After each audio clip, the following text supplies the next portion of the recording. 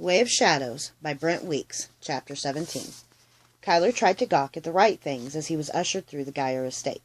Azoth, Mama Kay had told him, would gawk at anything big or gold. Baronet Kyler Stern would only gawk at things that were both, and the art. Logan had invited him to visit to make amends for hitting him, and Kyler's first job for the Sakage was to make sure they became friends. The porter escorted him to another, barely better-dressed man. Kyler almost greeted him as Duke Geyer before realizing he must be the Geyer's chamberlain. The chamberlain took him through a vast entry hall with dual stairs that climbed 3 stories, flanking an enormous marble statue of 2 men, twins, facing each other in battle, each seeing the same opening in the other's defense, each lunging. It was one of the most famous statues in the world, Mama Kay had told Kyler, the Grask twins' doom.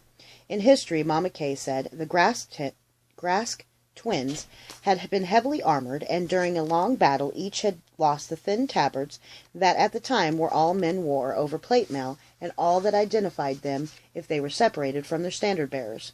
They had indeed killed each other, though each had avoided the other in earlier battles. Here the men were naked except for a shield and sword. Because of the shield's placement, each was seeing his twin's face for the first time, even as he struck the death blow. The chamberlain took Kyler up the stairs and down one long wing of the estate. The hallway was wider than most of the alleyways in the warrens. Both sides were crowded with marble busts and paintings of men speaking, men fighting, men seizing women, families moving, women mourning, the aftermath of battles, and horrible monsters boiling out of gaps in the ground. Every picture was framed with heavy gold leaf. Most were big. Walking behind the chamberlain, Kyler could gawk at as much as he wanted, and he did. Then they stopped at a huge door.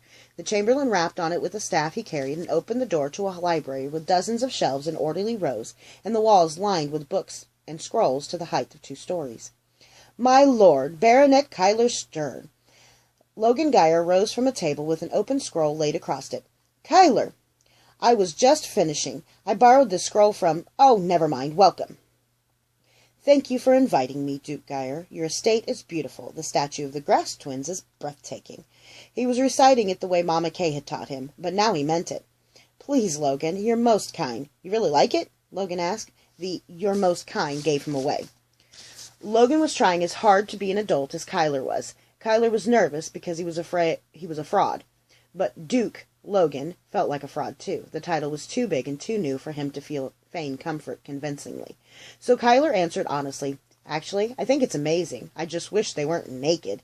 Logan burst out laughing. "I know. Most of the time I don't notice it anymore. But every once in a while I come in the door and there's these 2 huge naked men in my house. Because of my new duties, I've been meeting all of my friends, my father's retainers and friends. Again. Really, it's a chance for ladies to introduce their daughters and hope I fall madly in love. I was greeting a lady and her daughter. I won't name names, but they are beautiful women and very prim, very modest. Some pretty tall, right? And they both have to really look up to look me in the eye. And as I'm talking, and I'm in the middle of a story, and the mom is tittering, and the daughter looks utterly captivated, and I start to wonder if I've got something in my hair or on my ear or something, because they both keep glancing just a bit to the side." "Oh, no," Kyler said, laughing. "I glance over my shoulder, and they're 3 times life-size, in marble, genitalia. And there's this moment when they realize that I've noticed that they've been looking over my shoulder the whole time, and I realize this is the first time that the daughter has ever seen a naked man. And I totally forgot what story I was telling them." They laughed together, Kyler desperately thankful that Logan had given enough context so he could figure out what genitalia meant. Did all nobles talk like this? What if the next time Logan gave the punchline without the context? Logan pointed to a portrait on the wall of a square-jawed, bald man dressed in an unfamiliar style. "I have him to thank for that. My great-great-great-grandfather, the art lover." Kyler smirked, but he felt like he'd been slapped. Logan knew things about his great-great-great-great-grandfather. Kyler didn't even know who his father was. There was a silence, and Kyler knew it was his turn to fill it. "I heard that the Grask twins actually led like 6 battles against each other. You know their story?" Logan asked. "Not many people our age do." Belatedly, Kyler realized the risk of posing as a story lover to this man who loved books, and could actually read them. "I really like old stories," Kyler said, "but my parents don't really have any use for me wasting my time filling my head with stories." "You really do like stories?" "Aileen always starts pretending to snore when I talk about history." "Aileen?" "Oh, Aileen Gunder. Prince Aileen Gunder X. Logan's world really was different. "Look at this," he beckoned Kyler to the table. "Here, read this part." "Be happy to, if I could read." Kyler's heart seized up. His disguise was still so fragile. "You're making me feel like my tutors," he said, waving it off. "I don't want to read for an hour while you're twiddling your thumbs. Why don't you tell me the good parts?" "I feel like I'm doing all the talking," Logan said, suddenly awkward. "It's kind of rude." Kyler shrugged. "I don't think you're being rude. It's a new story or what?" Logan's eyes lit up, and Kyler knew he was safe. "No, it's the end of the Alcestia cycle, right before the Seven Kingdoms fall. My father's having me study the great leaders of the past. In this case, Jorsin Alcestis, of course, when they were under siege at Black Barrow.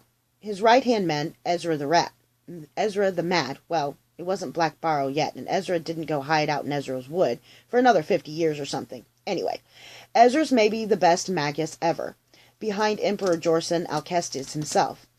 They're under siege at what's now Black Barrow, and Ezra starts making the most amazing stuff, the war hammers of Oren Razin.